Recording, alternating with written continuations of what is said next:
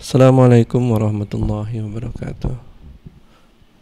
Alhamdulillahirabbil alamin. Allahumma shalli ala Muhammad wa ala ali Muhammad.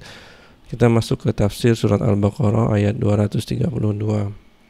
Jadi di sini Allah mengatur masalah hubungan antara suami dan istri sekiranya terjadi perselisihan, dan Allah mengatur hal-hal yang akan membawa manusia ke perbuatan yang lebih buruk berikutnya, dengan cara menjaga hal-hal yang akan menginisialisasi perbuatan buruk lebih lanjut.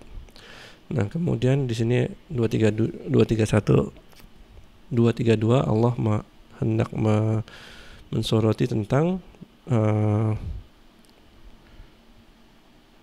perilaku wali yang akan membahayakan institusi pernikahan. A'udzu billahi minasy syaithanir rajim.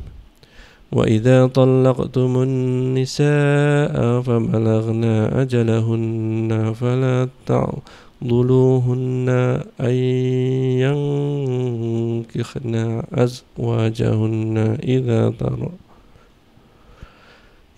taradaw bainahum bil ma'ruf dzalika yu'adhu bihi man kana minkum yu'minu billahi wal yawmil akhir dzalikum azka lakum wa adhar wallahu ya'lamu wa antum la ta'lamun.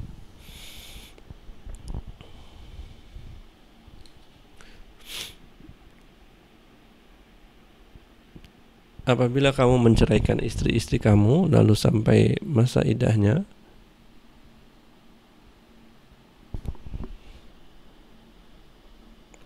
maka janganlah kamu, para wali maksudnya, halangi mereka menikah lagi dengan calon suaminya apabila telah terjalin kecocokan di antara mereka dengan cara yang baik.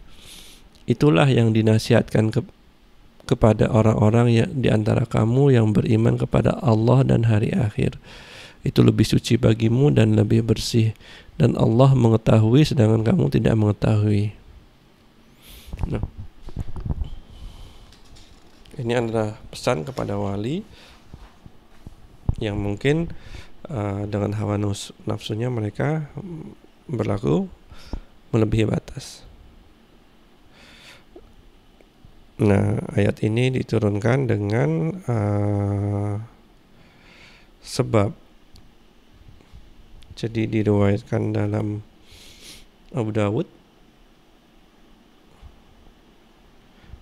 kemudian lafaznya berasal dari Ma'qil bin Yasar, bahwa dia pernah menikahkan saudara perempuannya dengan seorang dari kalangan kaum muslimin pada masa Rasulullah SAW. Maka hiduplah ia bersama suaminya itu. Lalu sang suami menceraikan dia dengan talak 1. Tapi ia tidak merujuknya kembali sehingga wanita itu menyelesaikan iddahnya.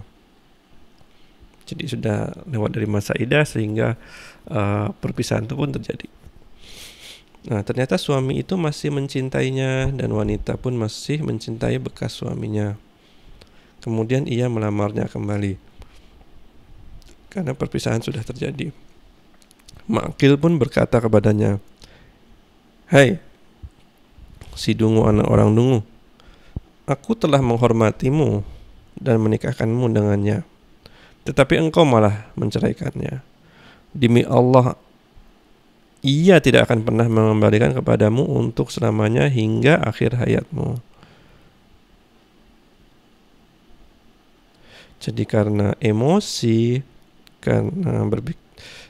karena sang orang muslim bekas suami saudaranya itu sudah menyanyiakan dia, maka keluarlah ucapan itu. Di sini juga menceritakan bahwa betapa pengaruh wali itu mempunyai kekuatan yang besar. Nah, Allah di atas sana mengetahui perasaan laki-laki itu kepada mantan istrinya. dan Allah juga tahu perasaan istrinya kepada mantan suaminya itu. Maka Allah menurunkan firman ini supaya para wali itu jangan menghalangi untuk kembalinya ikatan pernikahan ini.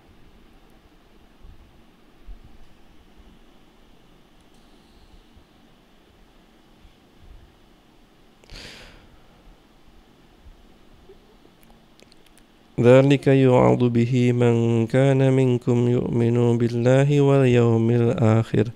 Itulah yang dinasihatkan kepada orang-orang beriman di antara kamu kepada Allah dan hari akhir.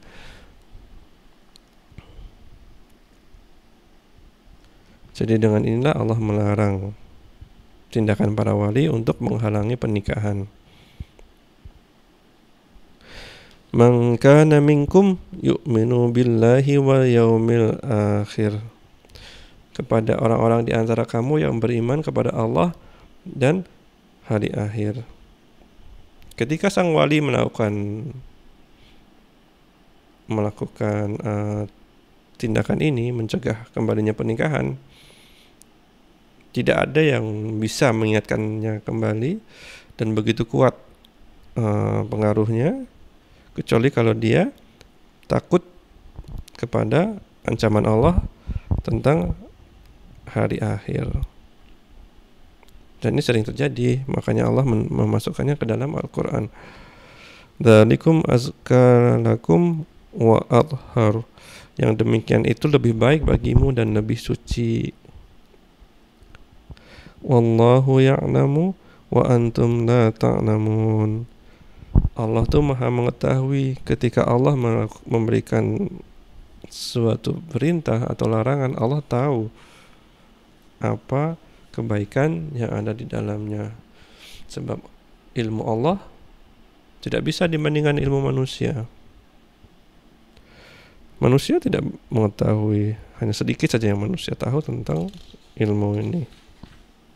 Itu dulu, terima kasih. Assalamualaikum warahmatullahi wabarakatuh.